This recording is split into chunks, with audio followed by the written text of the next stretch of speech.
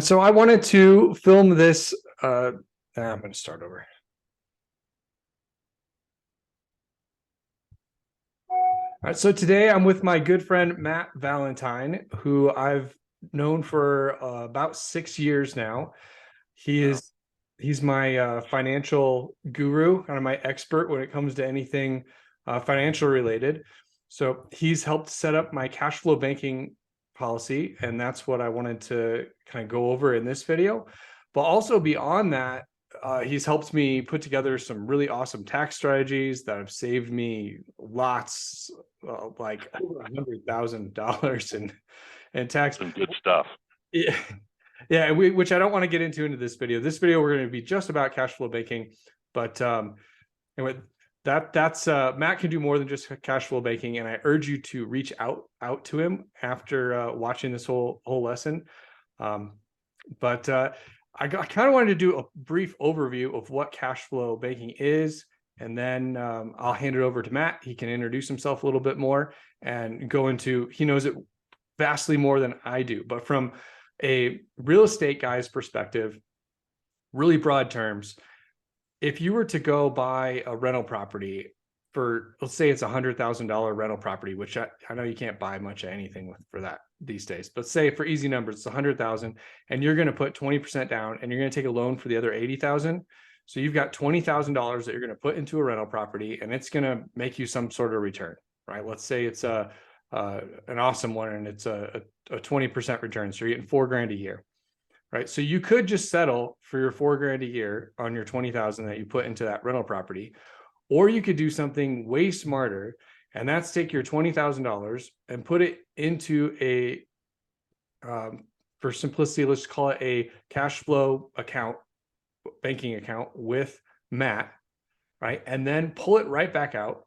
So you have your money back, and you use it to buy the house. So instead of just straight buying the house, first you pick the money, you put it into the cash flow banking system, you pull it back out of the cash flow banking system, and now you put it into the rental property, right? So now what you've done when you pulled the money out of the cash flow banking policy that you made, you have monthly payments you have to make on that. But the monthly payments are way less than the $4,000 that you're going to make every year from your return off the rental property you made. And the cash flow banking policy grows at about another 2%. So you would have just made 20% on your money, your 4,000. But if you funnel the money through Matt first, then pull it out, then buy the rental, now you're going to make somewhere around 4,400 a year off of it. So your return went from 20% to like 22%. And it was no extra effort, no skin off your back, just a simple, slight, just change how the money flows, and you get free money.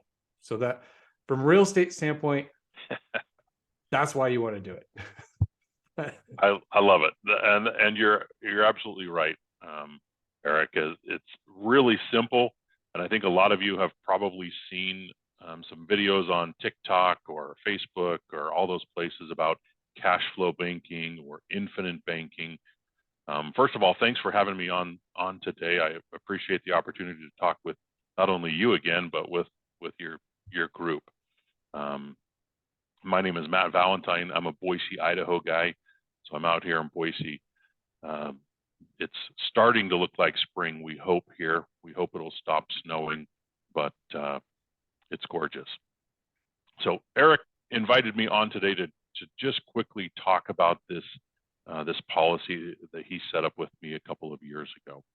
And it really is as easy as that, setting up a life insurance policy. Many of you have probably heard some other terms, like I mentioned, infinite banking, bank on yourself, be your own bank, cash flow banking. And I really just wanted to kind of talk about how to set that up and why you might set that up, just as explained. Let me share my screen here real quick.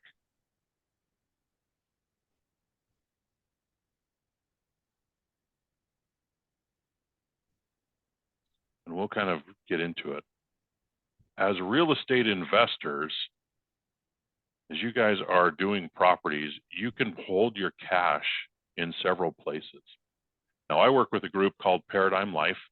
We're all about helping our clients build wealth outside of Wall Street. So we want you to put your money in places where you have control of your money.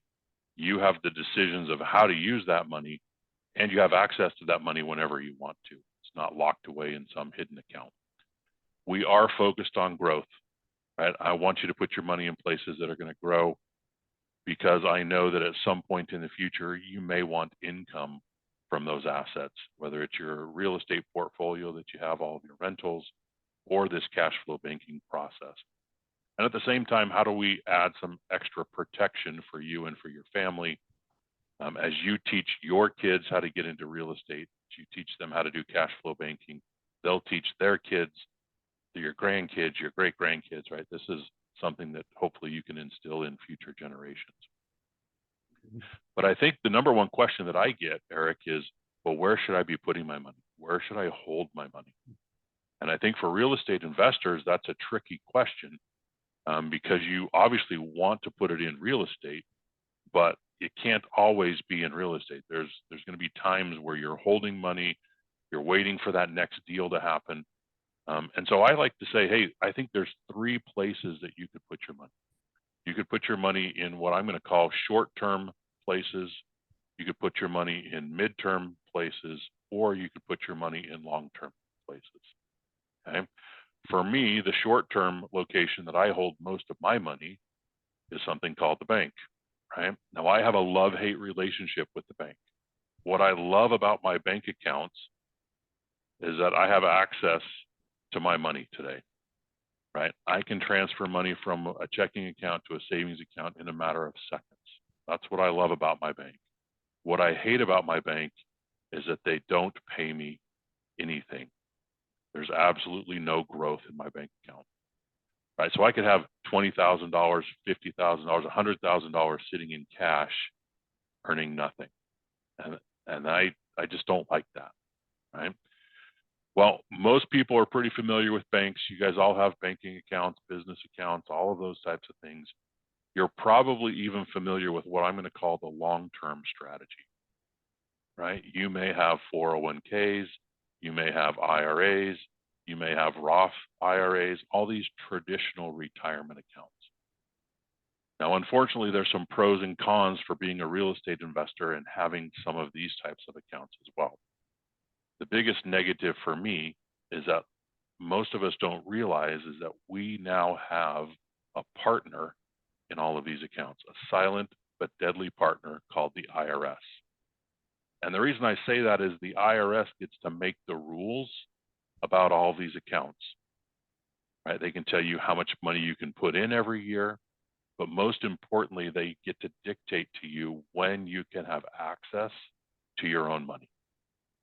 Right. So if I have all of my money tied up and I'm funding a 401k and I've got $100,000 in my 401k account and I want to use that to buy real estate, if I take that money out before I'm 59 and a half, the IRS hits me with an additional 10% penalty.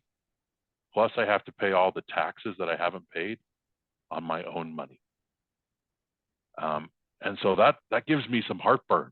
Right? I'm supposed to put that money away because I want it to grow, right? The reason I would put my money there is I'm looking for the growth. But if I have no access to my money, that doesn't work for me, right? You guys are going to run across deals all the time, and if your money is in places where it's tied up and you can't get to it, you'll never make that 20, 30, 40% return on a real estate investment. So there's got to be a better way, right? How do I get the best of both worlds? How do I have access to my money and growth on my money all the time? Now, I'm a fan of Eric. I've been following Eric as we've been clients for the past 5-6 years. I'm even a member of the group. I don't do enough real estate deals, but I'm following everything that goes on. And I firmly believe, as all of you do, that the biggest tool to build wealth in America right now is real estate. And you're an agent too. I wanted to point that out too. So not only are you the cash flow banking guy, but you're a real estate agent. So you speak the same language as these guys. I do. And I've been telling my clients for over a decade how to invest in this cash flow banking process so they can buy real estate, In the last couple of years, I've been able to help my clients actually take the money out of their policies and buy real estate with it. So it's kind of come full circle, and it's a lot of fun. But this cash flow banking policy, or the life insurance policy, is kind of the holding tank for me and for my clients and for Eric to be able to store cash to buy more real estate faster.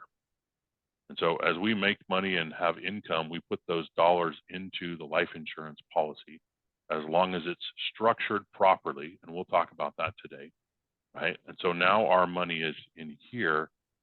We now have access of those dollars whenever we want to invest in real estate. Once we make money in real estate, once you flip that house or you sell that house or you have rental income from that property, where do the dollars go? They go right back into your bank here in your life insurance policy, so that we can do this concept over and over and over and over again. Do you mind if I add something to this? I think No, please. Makes it even easier to understand. So just like what this illustration shows, a good way to get like short-term money and kind of long-term growth is to use well, not really long-term growth, but a good way to have short-term access to money without having to take a hit on it when you're not using it is a home equity line of credit. So if a lot of times a good way to get cash for a down payment for another house is to do get a HELOC on your house, right? So let's say you pull a HELOC out on your house and you use it as a down payment to buy a flip, and you flip the house and you sell it and you get the money back. Well, now you can pay the HELOC back down. So you're not making the payments on the HELOC when you're not using the cash. Well, this system is just like that, except for it's even better because you're the bank on the backside of the HELOC. So you can stop the interest payments that you were paying to yourself anyway. When you're more liquid, when you're in between deals, you can pay it down and stop the payments, but also at the same time, you're getting growth, which you don't get in a HELOC.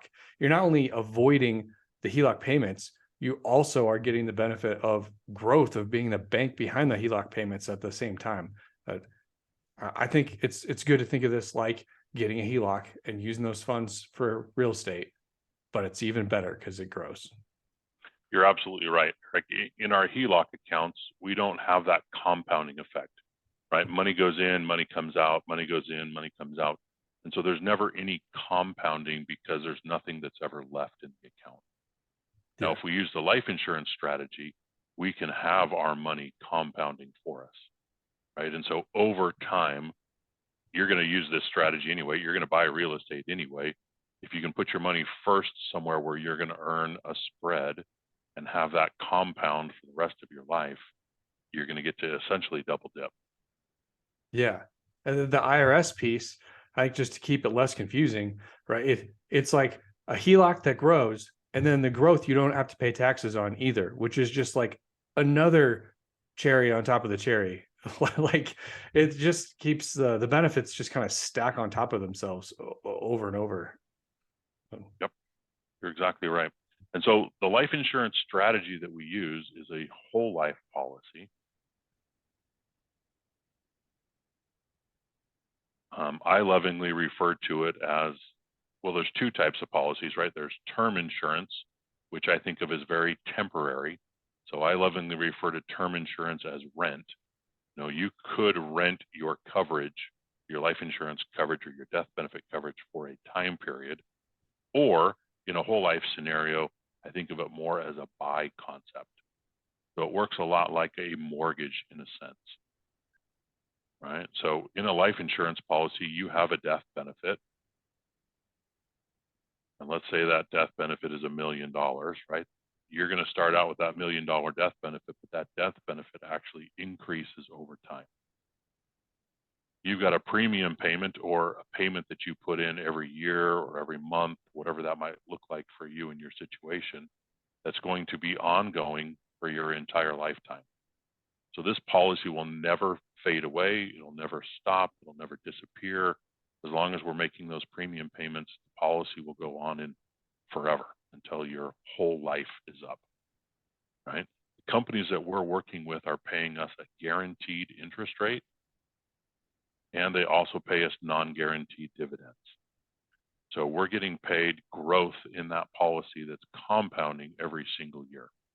Okay. When we use this as a cash flow banking system, it's much like our mortgage or the equity in that HELOC that you were talking about, Eric, right? As we have cash in that policy, these dollars or this equity that we've built up, these are the dollars that we have access to be able to buy rental properties or flip properties or whatever your strategy happens to be.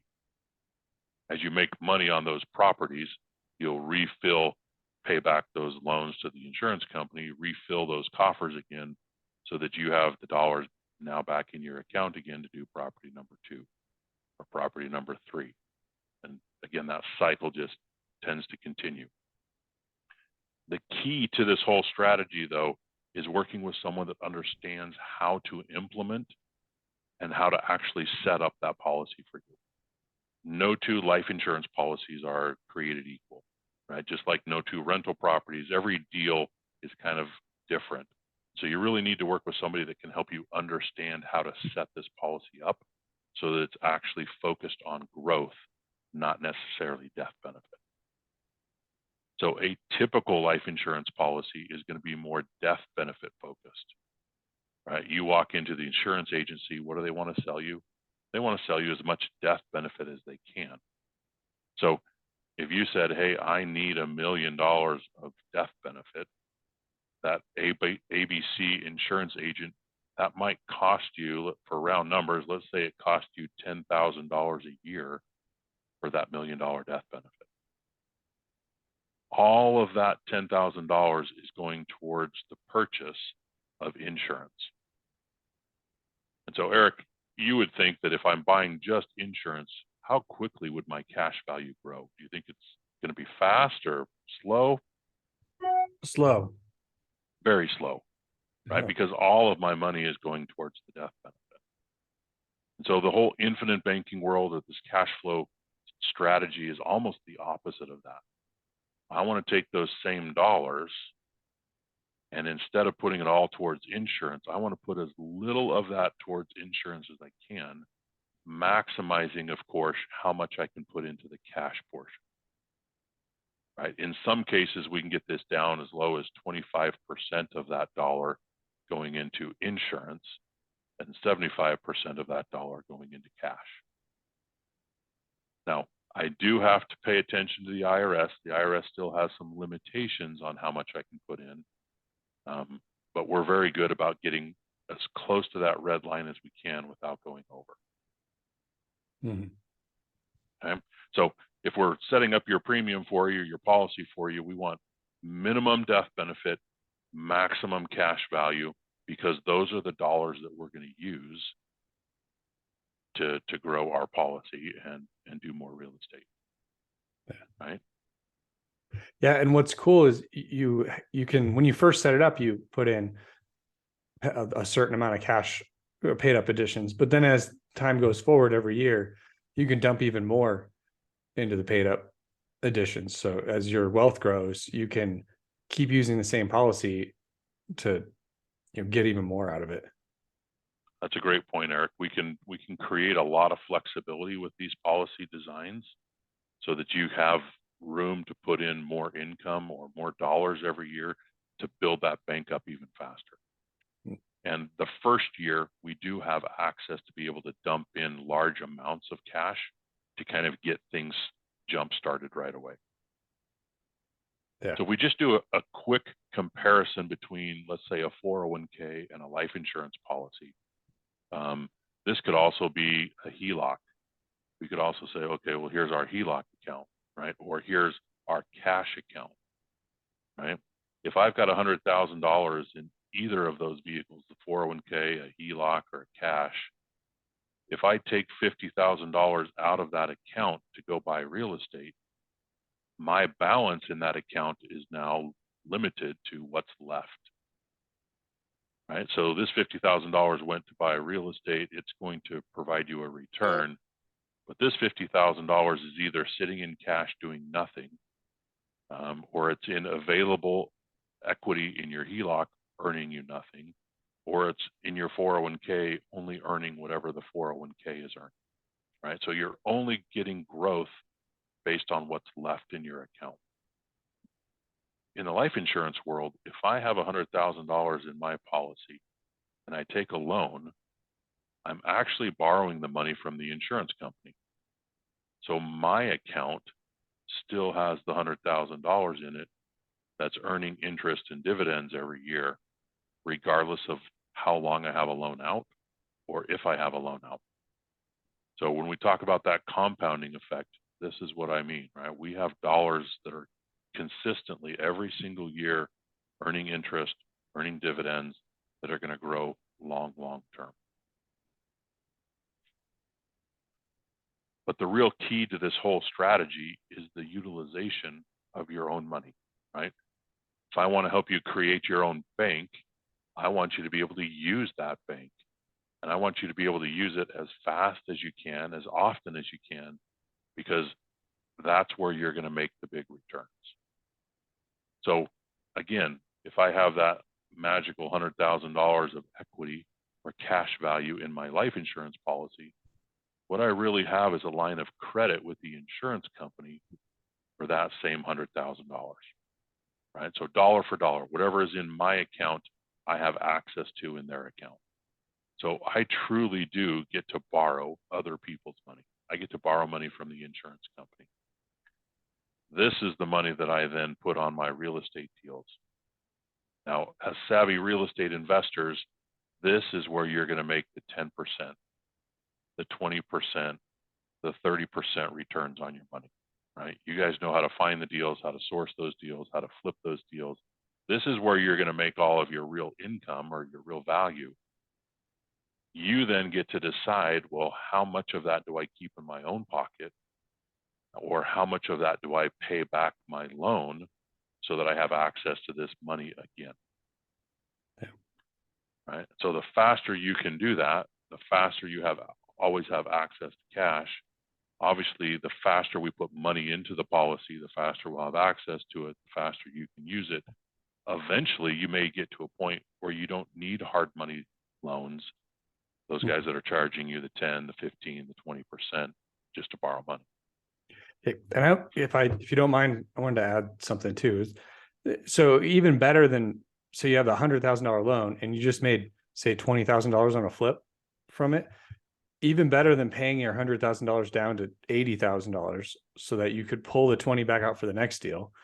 You can also make the amount of money 120,000, right? Like there's a limit to how much you can do this, but you can use the money not to pay it down, but to actually have the balance grow. Right. And yeah, what's way better than having $100,000 is having $0 and access to $100,000, because if someone sues you and tries to take everything you have, well, you don't have anything, absolutely nothing. All the money is locked away in this. You legitimately can be poor and also be rich at the same time, because all of your money is in the insurance company and you have access to it when you want. That's correct. And there are protections against this, just like there are against 401ks or some of your other assets. Right. So some of the cool parts about these loans from the insurance company is because it's a line of credit, you have access to that money on a guaranteed basis. You don't have to go in and fill out an application. You don't have to fill out a credit check. They're not pulling your credit. They're not doing anything with your credit. And that loan is actually open-ended. What I mean by that is Eric has loans out on his policy that he's had out for 4 or 5 years now. The insurance company, do they hassle you, Eric? Do they call you and say, hey, where's my money? No, it's actually just once a year I pay for the interest on it, which is even better. Like it's not even a pain in the ass. It's not a lot of accounting or shuffling money around. Just once a year, it's a shuffle in, shuffle out exercise. Yep. Yeah. And you might wonder, well, how can they let you have all of those loans out and not care when and if you ever pay them back? We have to remember that this is an insurance company, so they're holding our death benefit in collateral. So if we've got that $1 million death benefit and you've got a $100,000 loan out, and heaven forbid something happens something happens to me, they take the death benefit minus the loan, and they're going to still pay your beneficiaries, whoever that is, tax-free the rest of that balance of the death benefit. Right? So they're going to get their money whenever. It may be years down the road, but they're going to get their money too, so they don't really care. Yeah. The other cool part is that these loans are private, so they're not reported on credit agencies, credit bureaus. No one would know that you have this life insurance policy unless you shared the information with them. And then those loans with the insurance company are at very low rates, comparatively speaking, to hard money lenders, HELOCs, and floating rates that we're seeing go up and down on a daily basis today. Something that I had a hard time wrapping my head around early on with this, that I think would make it easier to understand. So let's like say it's a 2% interest rate. I'm just picking let's say 5% would be more accurate, right? So if you had $100,000 and you loaned it out and you've got to pay $5,000 a year on the 100,000. So in my mind, originally when I was looking at this, I'm like, well, that sucks because it's my money and I'm paying interest on my money. But behind the scenes, it's growing at 7%. So even though you have to pay $5,000 to the insurance company because of the loan you have for $100,000, the $100,000 is going to turn into $102,000, or sorry, $107,000. So yeah, you had to pay $5,000 interest, but it grew by 7%. Or if you paid 5% interest, it's growing by 7%. So really, there is no interest. It's a negative interest rate, and it's about a negative 2% interest rate. Or a positive 2, right? You get that arbitrage. If they're charging you 5 and you're making 7, you still are making money on your money, and that money is compounding over time forever. Yeah. Right? Yep. Hey, I'd love to, because of your relationship with Eric, I'm offering an opportunity to sit down and discuss this or strategize with any of you on a free basis. Eric can share with you my Calendly link, and we can set up a time to sit down and look at and see if this would be something that would be beneficial for you and your business. And I'll do that at no charge. That you should definitely take advantage of that too. And I'm not saying that because I get some kind of kickback or anything. I'm saying it because Matt's been extremely helpful to me. Here, let me change the view here. Matt's been extremely helpful to me. I get nothing out of this at all with you working with him. Just it's in your best interest to reach out to Matt and set this up. I think the sooner you do it, the better. Even if you only have, I would say $20,000 be a minimum, or what's kind of like the minimum? There really isn't a minimum.